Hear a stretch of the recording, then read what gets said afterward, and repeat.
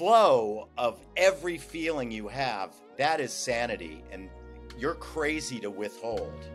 You are human to express.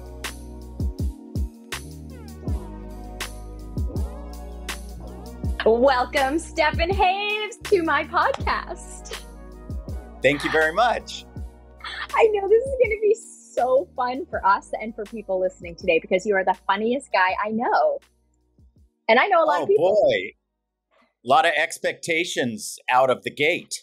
Right. Well, you did write the book, The Power of Ha, right? Your brand new book. Yes, I did. Woohoo! There it is.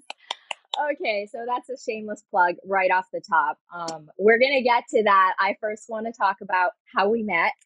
And we've known each other a while, but it wasn't until the big COVID lockdown till you and I worked together artistically. And that was in one of your touring, do you call it a clown workshop? Yes, I would. Okay, so tell me, what is a clown? What is the study of a clown? And how did you ever rope me into coming to this class? Well, actually, you begged to come to the class. You really wanted to come to the class. And I did. The strange thing about clowning is it calls to certain people, and they don't even know why. It's a very strange, wonderful yet horrible study in terms of how clowns are viewed, especially how clowns are viewed in the United States versus Europe or South America or even China or anywhere else. They're pretty much abandoned to the side as either creepy or murderers or not funny birthday clowns. And if you were lucky enough to see the elite, beautiful, wonderful clowns in Cirque du Soleil or on Broadway when they're there periodically, you have a different opinion of them. But the regular American that I talk to is basically like, oh, clowns. Oh, that's so sad because, when you grow up with them, they're very magical, but then there were all these horror movies that were made, right? That scared kids. Right. There, it was a confluence of a bunch of things during my history. I'm 64 years old, so I was around in the 70s on TV. There was a couple called Shields and Yarnell who were probably the best mimes in my generation. And they put them on TV. And if you're a mime, you probably have 15 minutes of material or something like that. But they wanted them to do 20 weeks of shows. So basically, the audience started to not like them as much and started to erode the enthusiasm for mimes and clowning. And then people like Woody Allen made fun of them in movies. Aww. And so and when Johnny Carson was doing late night in the 60s and 70s, he'd bring on a clown or a plate spinners or a juggler, and he'd go, oh, I adore you. Thank you for being here. And then the 80s brought in cynicism and stupid human tricks. So the clowns that I knew could get a job doing stupid human tricks, but in America they were kind of cast to the side. Oh, that makes me so sad. Now, you work with regular clowns, but then I feel like you also work with sophisticated clowns. I mean, you work with Cirque du Soleil. Please tell me your history with Cirque du Soleil and how you're involved with them. Okay, well, to begin with, I was an actor as a young guy. I grew up in LA, so I'm a native. And so, if you grow up in Detroit, you go into the car business. If you grow up in LA, you get an agent when you're 15. And especially I had a twin sister. I have a twin sister. And so ultimately we looked very commercial. So, however, although I have a face that would have been very popular in television, and I was adopted, and my birth father was a TV cowboy on the Big Valley. His name is Peter Breck. And What? so I have the genes, and I have the DNA to be very good. What I don't have is, because of uh, young trauma, I don't trust authority figures. And so that's Mm. one thing that you see with everybody who goes into clowning is they have issues with authority. Um, I see my friends who are the most successful actors as good dogs. They're asked to do something and they do it. But clowns, and I'm more like a cat. Like if you ask me to do it one way, I may want to do it another way. So I don't follow directions really well. So I And wasn't very kind of, are they rebellious? Would you say they're rebellious clowns? Absolutely. Yes. Mm-hmm. It's a cross between a rebellious toddler, but also the stage presence that you get when everybody looks at you. So you have this kind of dilation, and but you don't want to follow rules. I came by it quite naturally. I had a teacher at Cal State Northridge who taught mask, mime, and movement. Followed him to a clown school. Dropped out of there because I even had trouble with authority in clown schools. So, Wow. and then I got into an MFA program, Brandeis University, dropped out of there. And by this time, I think that I can't do anything. I feel like a complete Oh. and utter failure. The only thing I could do at this point was juggle, and I could juggle away, Hell yeah. and I had skills. So I went to the streets of Paris, and that's where I met uh, David Shiner, who was the best clown in the world. And I went on to study with the best clown teacher in the world, Phil Golier, who worked with Jeffrey Rush, Emma Thompson, and Borat, the guy who plays Borat. Of course. So But of ultimately, course.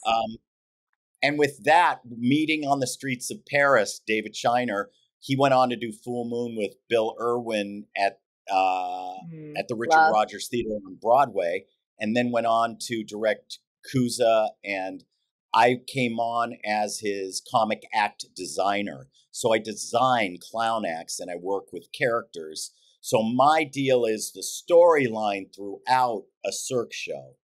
And then, so I would call it the interstitials. You see these great, great acts, and then what is the storyline? Oh, the good guy is going here. Oh, the bad guy stopped him. Oh, he's falling in love. So I kind of put together the images to make a story.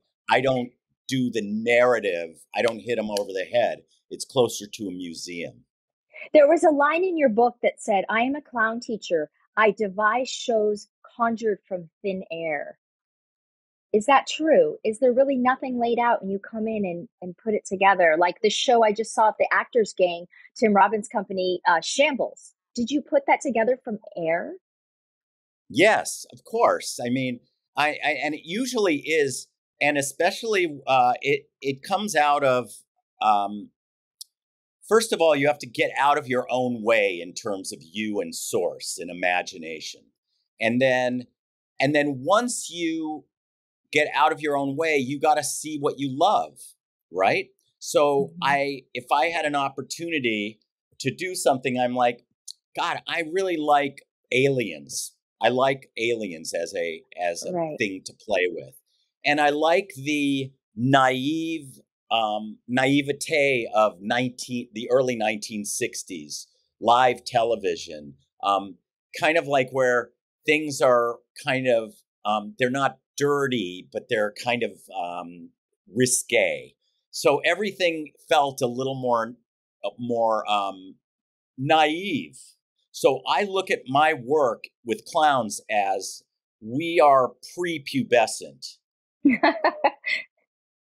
If we don't want to actually kiss, well, I don't want my lovers to kiss, but I want them to get darn close to it.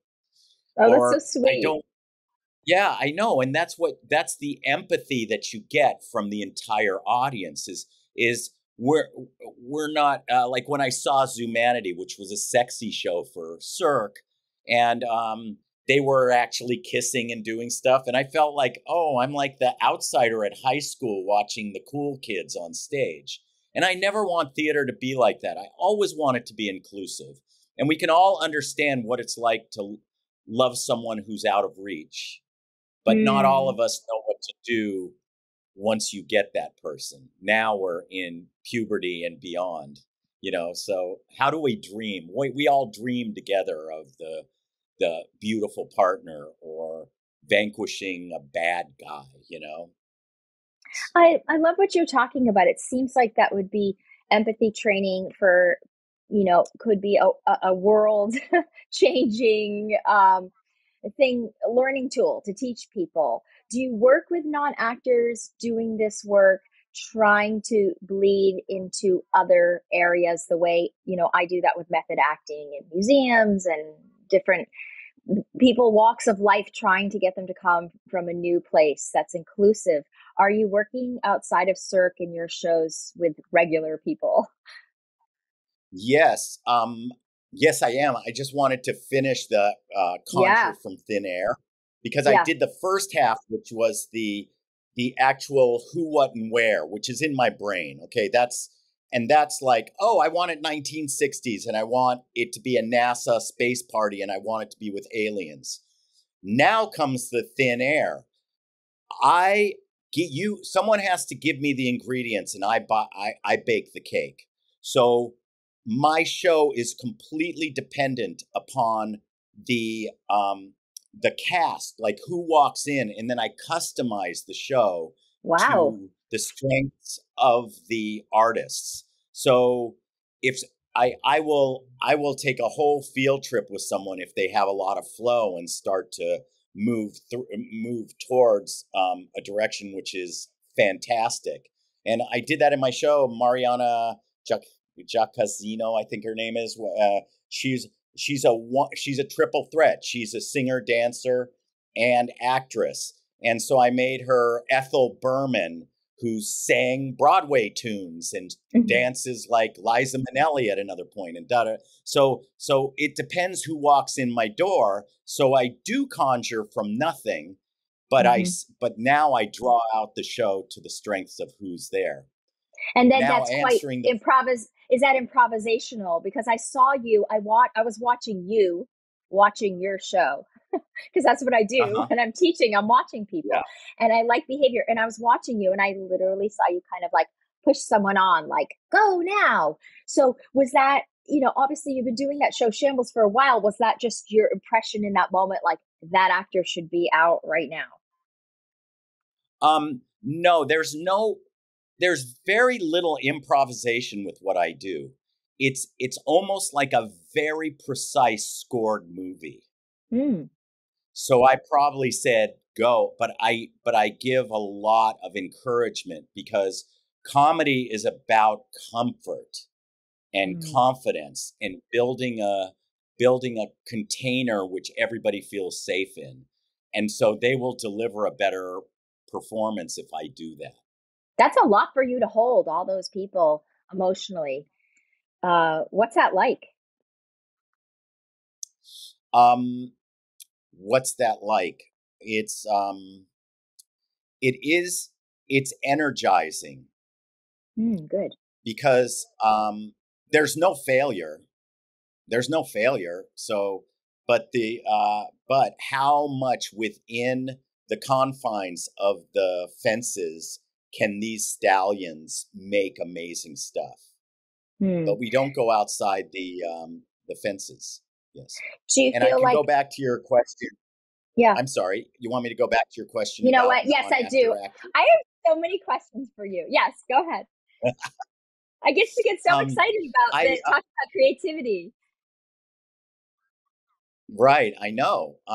I did a TEDx talk in India, and I've done Oh wow. whole classes with CEOs of places like Pepsi and Barclays Bank and Bombay Stock Exchange, and I work on imagination, and a big part of my book is about working with non actors and in terms of expression and in terms of unfettered imagination without you judging your imagination. I always say one of my favorite things to say is people are always like, I'm shy. And when you're in another country, they're even more shy when you're not from there. And I Right. say shy is selfish. Yes, I Shy remember is you selfish. saying that. That's powerful, right? If art is about giving, then being shy is selfish. Is that how Yes. you take it? And shy is selfish because you are deciding who you will share your flow with. And it won't be with me and this group of people. So shame Mm, on you for that. Like, help us to see you. right, Because the letting that only land. thing, you're a teacher and I'm a teacher. But Mhm. the place we really learn is when we drive home failing in a class, and we perseverate about everything that I did wrong. What is doing something wrong? Not sharing, not Mhm. taking a risk. So if you withhold, then you're going to be angry at yourself on the way home. But Right. if you took a big risk and were kind of a stupid publicly, Mhm. you realize, oh, I got out of the womb myself. I guess I'll be able to weather this little bruise too. Right. Right. Like we're not as weak, or we're not as we sometimes think we are. Yeah, and yet you do use the word fragile. You talk about, I thought this quote was great from your book. The black box theater is not a predictable blank canvas for a fabricated who, what, where narrative, which is what we do in acting class, but rather a live, seemingly fragile experiment. And there's that word fragile. Yes, it is a fragile experiment. And you know, the thing about a clown is a clown goes out. The difference between a clown and a comic character is, for instance, if you're doing an improv, you might go, I'm the president. I'm in the White House. Oh, there's a bomb in the other room. Oh, the Secret Service come in, and there's an imagined who, what, and where. There's a shared hallucination. For clowns, a clown walks out, and in the first 20 seconds, the audience either loves him or hates him. If they kind of like him, they hate him. So our bar is really, we don't have the shared who, what, and where. So I say it's like improv without a net. Okay. So Hmm. now I'm walking out, and I walk out, I look at them, they look at me, and then a bomb rolls on stage ticking. Do I pick it up? Do I give it to an audience member? Is it a real bomb? There's all kinds of questions. So that's the difference between improv comedy and clowning, is it happens in the here and now, or pretends to happen in the here and now, and there's a suspension of disbelief by everybody. Oh, so wonderful. I want to talk about your class. So I took your class, the first time was in Boston. And the second time was during lockdown. You came in and worked with my actors 3 different times. It was the most, I felt like my creative insides were like vomiting out everywhere. I, it was a type of freedom that I'd never known. My students still talk about it to this day. They'd never seen my work or seen like the crazy that lives inside. I think they had an idea, but you made me feel like I could go anywhere. And that is so powerful to feel as a performer. What, how did you harness that crazy? I mean, how did you get that out of us? Now, I was a very willing participant, but is it ever hard, if someone wants to take your class, and I encourage that they do? I mean, do you ever have a lot of resistance that you can't get past, or do you always feel like there's a way in? Um, there's always a way in, unless someone has daddy or mommy issues that they want to prove me wrong. Hmm. If their trauma supersedes my availability to vanquish things that are that limit us. Because basically, I teach liberty, I teach freedom. I just want you to Mm. be free up there. And if you don't hurt yourself, another artist, or the furniture, anything else is cool. So sometimes an older artist will come in, and especially somebody who, if they have clown training, Ringling Brothers clown training, um, they can have a tougher time because my work is not result oriented. In other words, I'm not looking for you to do a pratfall, or I'm not looking Mhm. to see how you're going to fall on the banana. I'm looking for I'm process oriented, not product oriented. So all I want is that audience to love you. And it is Mm. fragile, like you said. And one thing that I encourage all clowns to do is to take risks. Now, when you take a risk on stage, it all comes down to all we're giving the audience is four things: body, voice, speech, and imagination. That's all it is. So my diagnostic for any artist or any person that walks into my room are those four things: body, voice, speech, and imagination.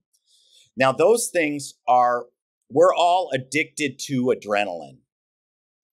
Why are we addicted to adrenaline? Why do you think you love adrenaline so much? Oh my gosh, it makes me happy. It makes me have extra energy, like I can conquer the world. Yeah. Yeah, but I would submit to you that we are all addicted to adrenaline for for another reason. We are addicted to adrenaline because we all are addicted to possible public humiliation, and the fact that we fooled them again, that we survived again. Every show, no show has enough rehearsal. No person in your class has enough time with their scene study. They're always nervous that they didn't do enough, or they left something out, and they made it through that possible public humiliation. So, Wow. So you're so saying it's a positive thing. I'm saying it's just a fact. There is no negative or positive. This is a fact. And as I get older and have, like, it's not enough for me to possibly be publicly humiliated in front of 30 students or 100 audience members. I want to do 1,200 people in a stadium show. I want to do 1,500. And those are the things that even make me, if I'm addicted to adrenaline, I want a bigger hit. I want to possibly. Wow. So we're like extreme athletes, basically. Hmm. We're a Hmm. lot like parachute jumpers. So two questions. I mean, you don't get bigger than Cirque du Soleil, right? Can you think of a bigger risk, a bigger show than that? Yeah, I when I was in Bucharest, I did a stadium show. So Cirque du Whoa. Soleil, the big top shows are 1,500, and which are a nice size, which is a nice size, but that's different than a 3,000, 5,000 person Whoa. stadium. How do you satisfy this need for adrenaline in your daily life? Like what can possibly satisfy you?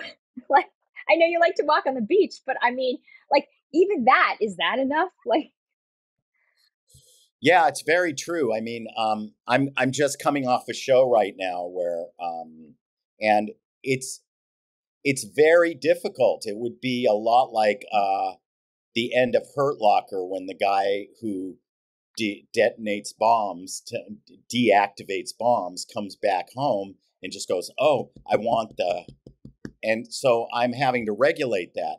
However, mhm. you know, part of wisdom, or part of being an elder, is knowing that there's times. I've just been through a harvest with the book and the play, and then there's times to plant seeds, and Mhm. I'm not going to be able to push the river. I'm going to have to find find it in myself to regulate this hyperness that I have, this extraordinary attention to detail and focus. I mean, I feel like I have similar issues, and teaching a lot on Zoom right now, I'm like getting a little stir crazy and wanting the next thing. And even if I go to like a coffee shop and meet some new people, that can be stimulating, or go for walks in nature. But when I saw your show, how many actors were in that show? It was huge. 17, 7 in the band, and 7 variety artists. So 35 total. Wow. It was like Cirque du Soleil in a postage stamp. It was in a 120 seat house. Yeah, it was really an enjoyable show, and I love the camaraderie. There was so much to talk about. You've been working on this book for how long? A little over a year. Hmm. Good. Yeah. And I know you have some like incredible forewords and people writing about praise to you. Do you feel like you got it all out? Yes, indeed, I did. Yeah. The foreword's Mhm. by Joan Baez, and then I have a lot of endorsements that I got from some pretty great people.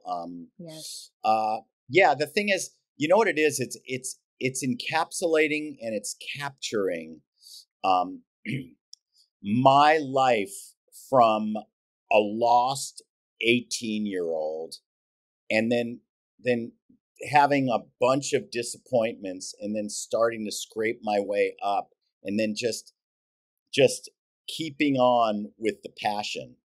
I met when I dropped out of Brandeis University, I was 22 years old, 23, and I go into a coffee shop, and I got a possibility to go to Europe and drop out of school. And I saw this big, like huge, like guy from Harvard with a big book that said philosophy. And I said to him, I go up to him and I said, I have a philosophic question. And he goes, yes. I go, well, I love physical theater. I love comedy. And I'm at Brandeis University, and I could get an MFA as a generalist where I learn all aspects of theater. But I really love this, and I could go to France, but this is only a 2-year program. I need the MFA, don't I? And he said, you look at the world through the lens you love. That's the Oh, only way you can really, that passion, that lens. So I've directed movies through that lens. I've directed Shakespeare. I've adapted Shakespeare, but it's all through this lens. It's not like I'm a chameleon trying 3 different things. Oh, I like Chekhov, and I like this, and I like that. No, I like one thing, and and it wasn't even clown. Clown what was was it? something which I never really liked. It was universal physical theater where you could go anywhere in the world and find the archetypes and find the common ground with just humans. So it's Hmm. not about funny jokes about America. It's not about satire about politics. It's about the human condition and behavior, and it's a very simple art form in a weird Hmm. way. Amen. That's what I talk about in class. It's the human condition. We have to learn how to get rid of all that other stuff we think is acting and find that human condition, which leads me to my last question, which is actors listening today, how will learning clowning and obviously reading your book help their acting skills, acting careers? Why do you suggest it is a good thing for them to learn? Well, as I said, clowning, you have to win over the audience in the first 30 seconds. What happens at a callback? You have to Same. win over those people in the first 30 seconds.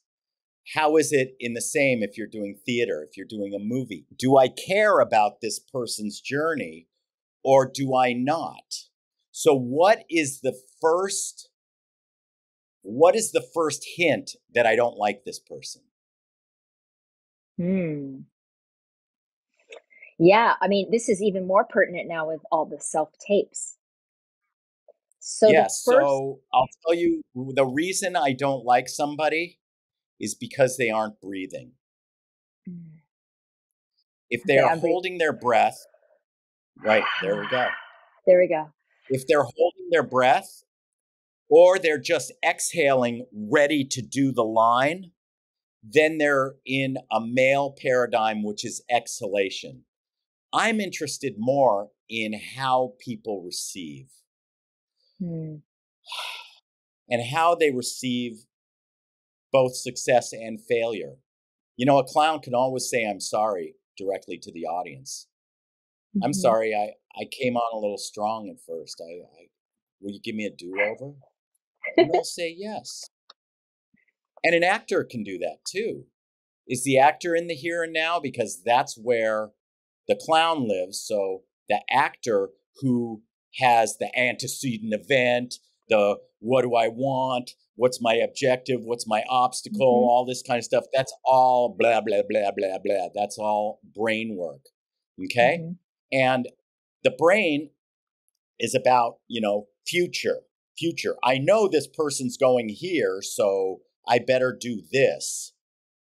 And then the heart is all about your own trauma from the past. I'm probably going to get rejected again. Oh, this guy Mhm. doesn't like me. Oh, all these stories. But the place you have to live is in the breath, and that's where the clown lives because we have to get into the here and now. So, and then you ask about coming up with things out of thin air. It's body intelligence. The play was already written. I just had to get it out of the way of myself. I just had to listen. And that's the big thing that we need to do is we need to actually relax and take it to a place like you talk about clowns being funny. Clowns Laughter is a byproduct. It is not something that I care about in clowning. What I care about is connection and honesty. And then when you present an obstacle to me, the adjustments I take around the obstacle, Mhm. that's what you're going to laugh at. Can I build tension before the obstacle, which then releases? Then you'll laugh. But why would you go for a result that's so boring? The result is the Right. byproduct, Right. you know. Yes. So I've got to make the obstacle truthful and Mm. honest. Oh, I just love listening to you. When is your next class in LA? And and do you have one in Boston and New York for people listening? I hope to do one. The only one that I have, I work with folks in Cirque du Soleil, and so I have a February 14th in Las Vegas, and so I'll be working in Vegas. I'm just now starting to put things together for LA, um, Mhm. and um, and I'm actually trying to find a place in New York, and I'll go if anybody wants to put a group of students together, I'll travel anywhere. Wow. Do you hear that, everyone? Okay, well, I know someone who has a huge group of students in Boston, and we can talk about that. Is the February 14th open to the public, or is it just for Cirque du Soleil? Yes, it is. Yes, it is. Okay, because that sounds like a really wonderful way to spend Valentine's Day. It's on the Yeah. 14th. Okay, mark your calendars, everyone. Where can people find out about this class? On your website? Tell us. Friend me on Facebook. I know everybody doesn't do Facebook anymore, but that's where I organize my events. And you can friend me there or go on my website, www.stefan, Stefan, Haves, Haves.com. And you can contact me there. Just email me there. Excellent. Wow. I have loved chatting with you. I am anxious to get back in the room with you myself. I want to feel that the crazies again, and I want to feel that freedom again. Actually, The only thing I would say about when you say I feel the crazies again, I would say it's feeling normal again or truthful Yes. again, because just withholding is not sane. Flow of every feeling you have, that is sanity. And you're crazy to withhold. You are human to express. Okay, I like to pause when I hear something I really love. Thank you. Thank you. That's a beautiful gift to me. And I appreciate that. Yeah, And I and think, don't denigrate freedom of expression. Actually, no. realize it's a gift. It's a gift. Yes, I received that gift. Oh, you're such an inspiration. I absolutely adore you. The Power of Ha, available on Amazon, available everywhere. It's a great read, and I look forward to seeing you soon in the neighborhood.